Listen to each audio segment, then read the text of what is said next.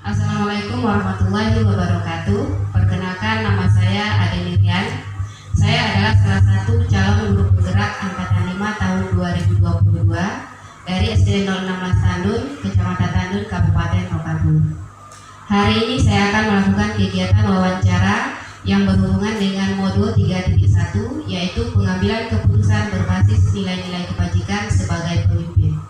Nah, pada kesempatan hari ini saya ditemani oleh kepala sekolah saya yang bernama Bapak Ujo Predi SPD.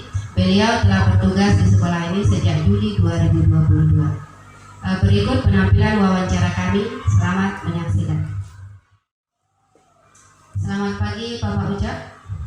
Selamat pagi Bu Ade. Iya. Mohon maaf Pak, saya mengganggu aktivitas dan waktunya hari ini. Hari ini saya ditugaskan untuk melakukan kegiatan wawancara dengan kepala sekolah.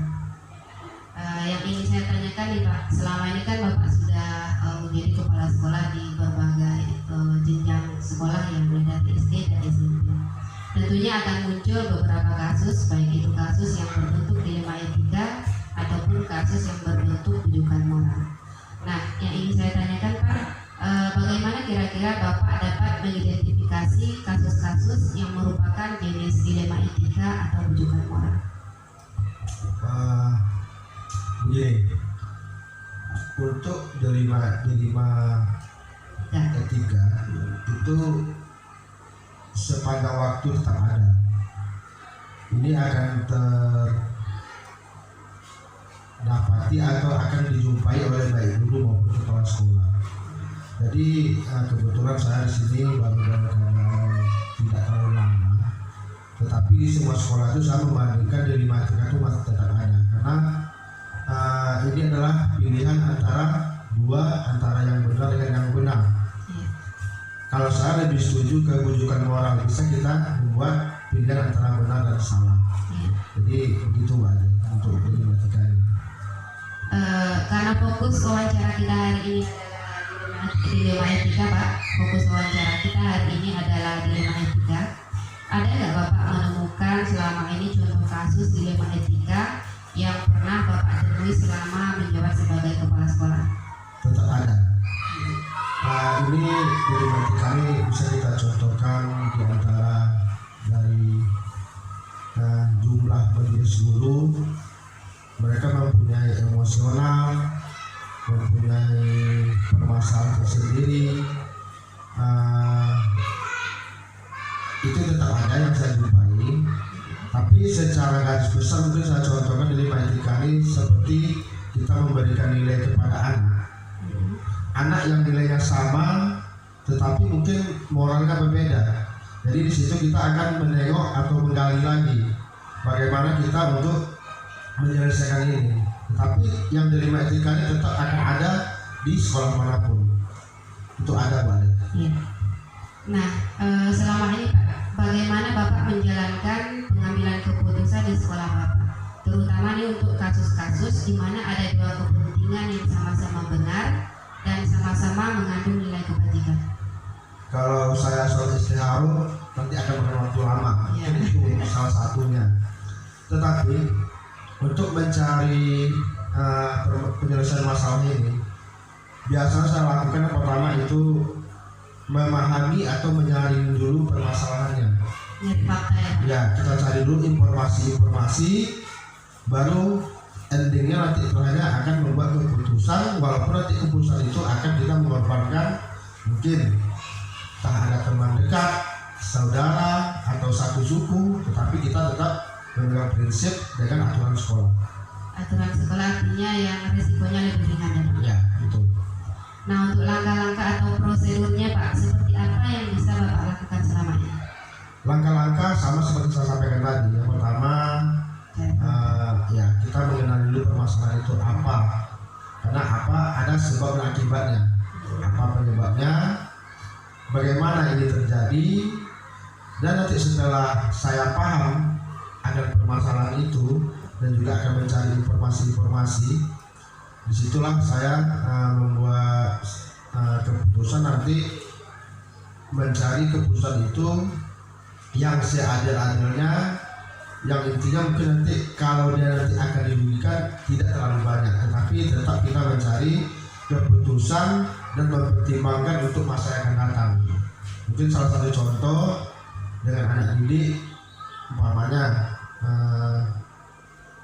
dulu sewaktu saya guru, seandainya anak ini tidak kita naikkan kelas, kita kan mengambil keputusan naik atau tidak. Seandainya dia tidak naik, apakah anak ini berhenti atau lanjut sekolah? Kalau nanti dia berhenti, mungkin saya akan konsultasi lagi dengan kawan, yang mana ini tetap nanti dia kita ponis dengan permasalahannya, tetapi mencari keputusan yang dia itu tidak terlalu berat untuk menjalankan keputusan yang kita lakukan pada mereka tadi.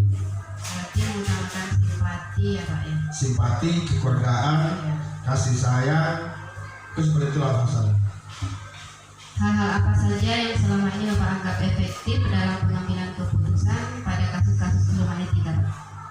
Yang paling efektif menurut saya, setelah kita mengenali permasalahan tadi, kita menyaring, membolak-balik permasalahan ini, mungkin kita bisa berkonsultasi, mungkin sesama guru, atau mungkin kalau lebih berpikir kepada pengawas sekolah, yang mana nanti keputusan ini menjadi landasan lah, atau menjadi nanti perubahan yang akan datang itu, dia tidak akan mengulangi kesalahan yang sama. Nah, selanjutnya Pak, hal apa saja yang selama ini yang merupakan tantangan Bapak dalam mengambil keputusan? Karena kan pengambilan keputusan itu tidak bisa mempertimbangkan sebelah pihak saja. Nah, kira-kira hal-hal apa saja yang Bapak paling efektif Bapak gunakan? Atau tantangannya apa? Ya, tantangannya tetap yang tadi Wadi. Mungkin di antara dua pilihan kita tetap mengorbankan salah satu. Mana yang benar, mana yang salah. Jadi tantangannya kadang-kadang orang yang terdekat atau orang yang kita anggap selama ini dia itu membantu kita, karena mungkin sudah ada ikatan batin, sementara ini tetap nanti akan mempengaruhi keputusan kita. Jadi cara saya untuk ini, kita pikirkan dulu permasalahan yang tadi, tetap kita di jalurnya, tetap kita berjalan di jalurnya, kita ambil keputusan sesuai dengan komitmen sekolah, sehingga nanti ini apabila memang betul ada dirugikan atau ada diuntungkan, ini adalah memang aturan yang sudah kita berlakukan dari sebelumnya. Jadi menurut saya dengan cara ini mereka tidak akan menyalahkan lagi keputusan yang sudah saya berikan, karena aturan ini sudah berlaku dari awal. Berarti tantangannya berhubungan dengan kedekatan dengan pelaku ya Pak? Ya, betul. Nah, selanjutnya Pak, apakah Bapak memiliki sebuah jadwal atau tata kala gitu Pak, jadwal tertentu dalam sebuah penyelesaian kasus dilema etika? Atau langsung apakah Anda langsung menyelesaikan di tempat atau memiliki sebuah jadwal untuk menyelesaikannya? Kira-kira prosedurnya seperti apa gitu Pak? Prosedurnya tergantung keadaan permasalahan. Kalau selagi bisa kita selesaikan di tempat, mungkin istilahnya ibarat permasalahan kecil, sedang, dan besar. Kalau kita kategorikan seperti tiga tadi, kita usahakan dulu selesai di hari yang sama, di waktu yang sama. Tetapi apabila nanti ini memang betul rasanya perlu, seperti yang saya sampaikan tadi, kita mengenali dulu permasalahannya, mencarinya, mencari informasi. Ini tetap saya buat semacam schedule atau jadwal, tetapi dalam waktu yang tidak terlalu lama, mungkin dalam 1 atau 2 hari, seperti itu. Berarti penjadwalannya sesuai dengan kasusnya ya Pak? Ya, tergantung permasalahan. Adakah seseorang atau faktor-faktor apa yang selama ini mempermudah atau membantu Bapak dalam pengambilan keputusan dalam kasus dilema etika? Kira-kira apa yang mempermudah Bapak dalam mengambil keputusannya gitu Pak? Ya, kalau khususnya di sekolah kita ini di SD 16 Tanjung, ibarat seperti usahakan tadi, ada nggak yang mempermudah atau orang yang membantu? Secara garis besar Bu, secara umum seluruh majelis guru itu membantu apabila permasalahan ini ada terjadi di sekolah. Tapi mungkin nanti yang membantu itu apalagi untuk kepada kasus anak. Tetapi kalau mungkin nanti di kasus guru ini mungkin ada juga nanti yang bisa membantu saya, ataupun kalau lebih diperlukan lagi nanti supaya kita tidak memberikan keputusan yang salah, mungkin saya bisa juga berkonsultasi dengan atasan kepala sekolah seperti pengawas pembina kita, itu kalau memang diperlukan. Tapi secara umum seluruh guru di sini sangat membantu saya dalam mengambil keputusan. Iya, seperti yang saya tangkap nih Pak, yang permudah Bapak jika segala permasalahannya di siswa ada ada keterbukaan dari guru-guru lain untuk membantu ya Pak. Ya. Selanjutnya, dari semua hal yang telah disampaikan tadi, pembelajaran apa yang dapat Bapak petik dari pengalaman Bapak mengambil keputusan dalam kasus jenis dilema etika?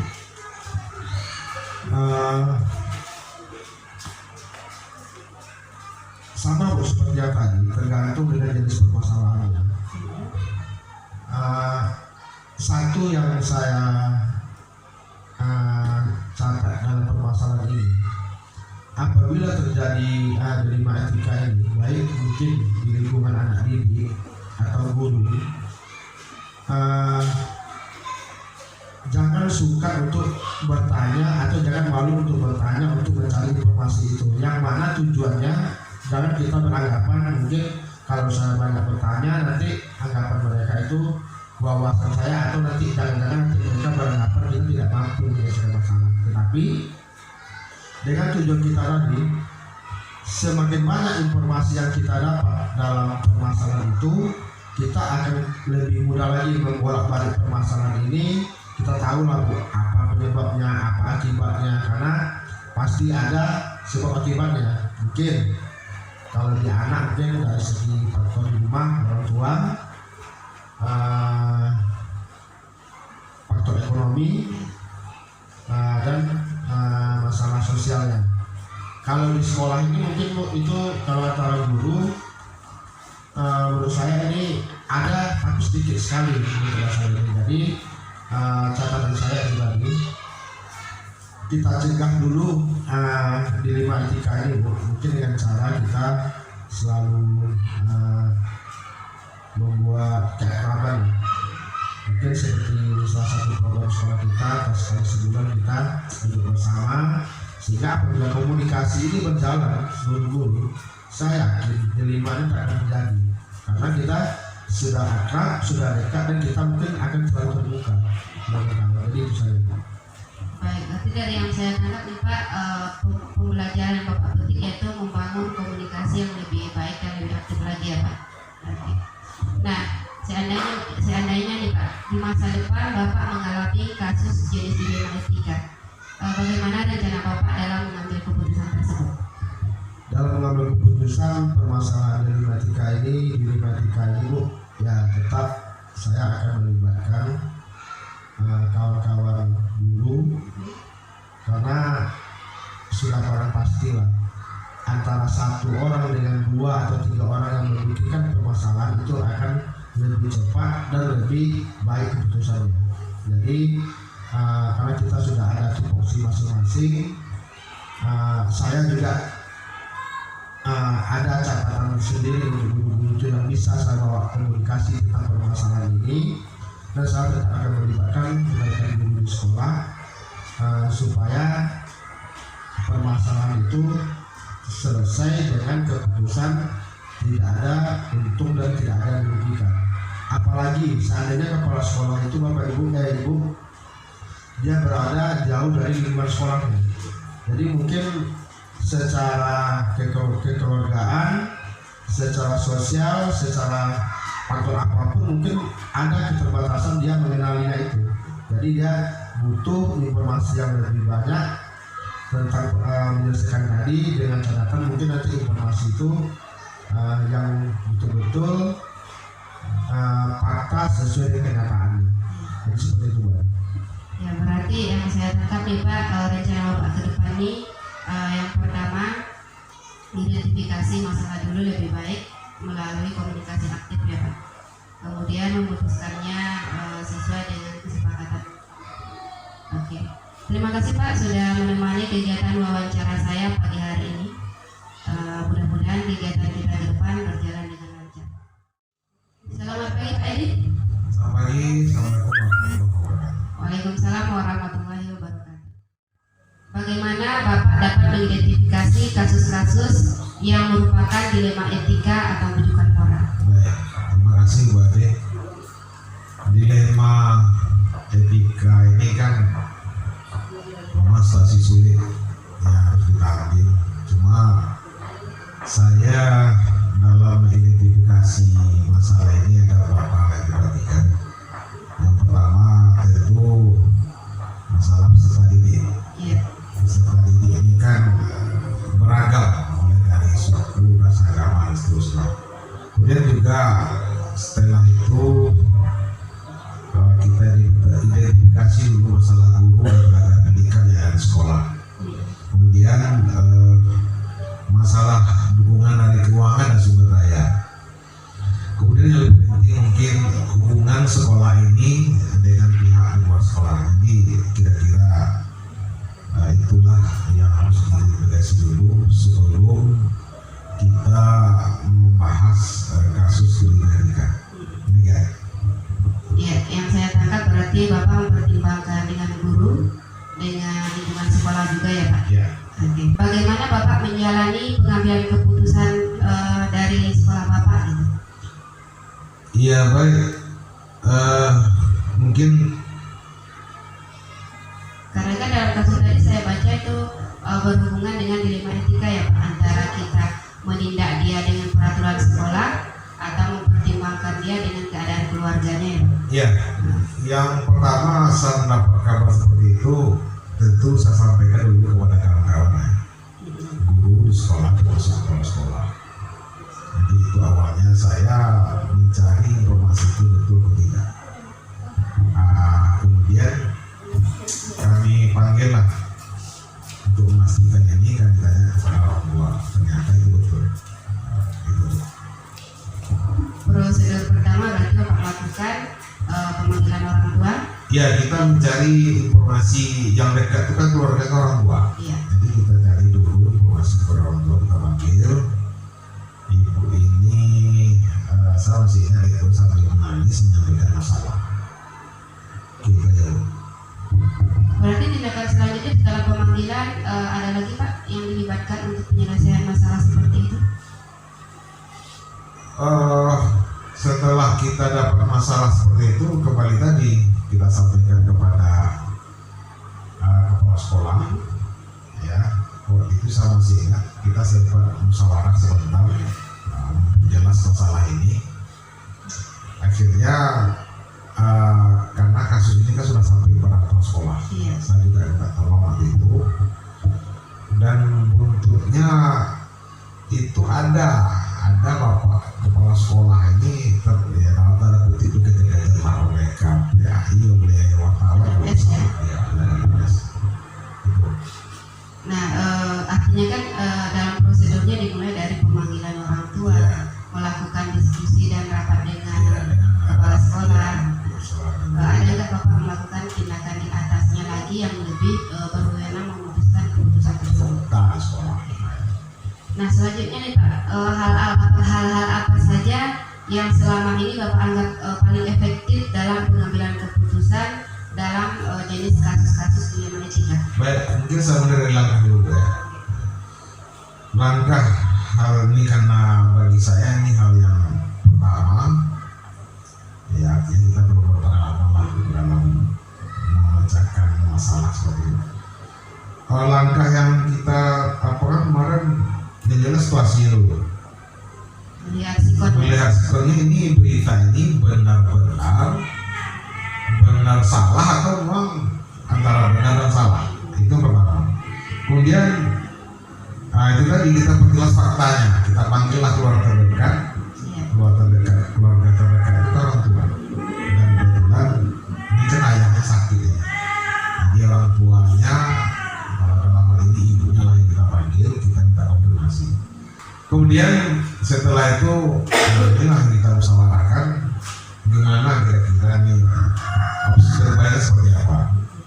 Setelah dipertimbangkan kita ambillah salah satu opsi terbaik tadi. Kemudian habis itu kita lakukan tindakan yang menurut kita cermat, yang resikonya paling ringan ya, Pak? resikonya mungkin paling ringan karena apapun kasus pasti berisiko. Iya. Ya. Jadi kita ambil risiko yang paling ringan. Nah, dalam situasi kita bagaimana memikirkan bagaimana yang terbaik ini, itulah ibu tadi mengambil keputusan kami mencabut anak dari sekolah. Jadi kan kasus di sekolah itu sudah selesai dengan orang sekolah kan? Iya. Ya. Nah, untuk selanjutnya nih Pak, apa saja yang selama ini merupakan tantangan yang Bapak hadapi dalam pengambilan keputusan di jenis-jenis kasus dilema etika? Ada nggak tantangan tertentu gitu? Baik, tantangan terus ada. Iya. Yang pertama karena keberagaman tadi ya. Kita di sekolah ini mungkin seluruh Indonesia ini kan kita beragam dari ras, suku, dan segala macam. Cara penyelesaian masalah itu mungkin dari satu katakanlah daerah atau suku itu berbeda. Jadi tantangan yang paling sulit saya kira itu antara apapun keputusan yang kita ambil yang namanya dilema pasti salah satu ada yang dirugikan. Di situ tantangannya. Berarti menyesuaikan dengan kebudayaan setempat. Iya, tidak saja. Mungkin tantangan apanya Pak, tantangan terberatnya bisa berurusan dengan hukum, bisa gitu kali ya Pak ya? Salah satu saya terbayang waktu itu anak ini kan anak di bawah umur. Iya. Anak di bawah umur terjadi pernikahan dan kabarnya ini kan bukan di rumah anak ini, artinya di rumah Lain di rumah luar lain lah, ya. rumah artinya kan anak ini kan di bawah. Heeh. Nah, ini kalau diusut ya saya juga kurang masalah itu masalah penanggungan. Tapi logika kita berpikir udah banyak hal yang dilanggar oleh si pelaku ini. Rekan guru dan dari luar itu kemudian. Iya betul. Nah Pak, dari semua hal yang telah disampaikan tadi, pembelajaran apa yang dapat Bapak petik dari pengalaman Bapak mengambil keputusan dalam kasus jenis dilema etika? Ya, salah satu mungkin mulai dari pengawasan tadi. Kalau kita di sekolah ya terutama kita sampaikan. Kemudian kita juga bisa sama orang tua. Seperti yang saya sampaikan tadi, anaknya lebih lama di rumah. Nah, jadi pembelajaran pertamanya yaitu kita harus pantau karena perkembangan anak ini kan sudah mengarah ke belajar. Pembelajarannya berarti harus dilakukan komunikasi Iya, aktif harus ya. komunikasi terutama dengan orang tua. Nah jika nih Pak, seandainya di masa depan Bapak mengalami kasus dilema etika lagi, rencana Bapak bagaimana Bapak dalam mengambil keputusan tersebut? Iya, seperti yang sudah kita sampaikan tadi dari pengalaman kejadian yang pertama itu, sepertinya memang kita identifikasi dulu masalah seperti apa. Yang berikutnya tetap kita musyawarahkan yang dulu, karena bagaimanapun sekecil apapun masalah, kalau kita ada sendiri kadang-kadang kita bingung selesai ya. Bagaimanapun ini kan institusi itu kan ada pimpinan, ada guru. Jadi hal yang saya laksanakan itu ya kita sampaikan dulu kita musyawarahkan, kita cari yang terbaik. Artinya melibatkan orang-orang yang berkepentingan. Betul ya. Terima kasih Pak Edi sudah bersedia mengikuti wawancara saya pada pagi hari ini. Mudah-mudahan ke depan kegiatannya atau kerjanya semakin lancar saja, tidak ada kasus-kasus yang parah gitu, atau kasus-kasus yang mengancam nama baik sekolah. Ya kita berdoa semoga begitu. Baik. Demikian Pak Edi, wassalamualaikum warahmatullahi wabarakatuh. Waalaikumsalam warahmatullahi wabarakatuh.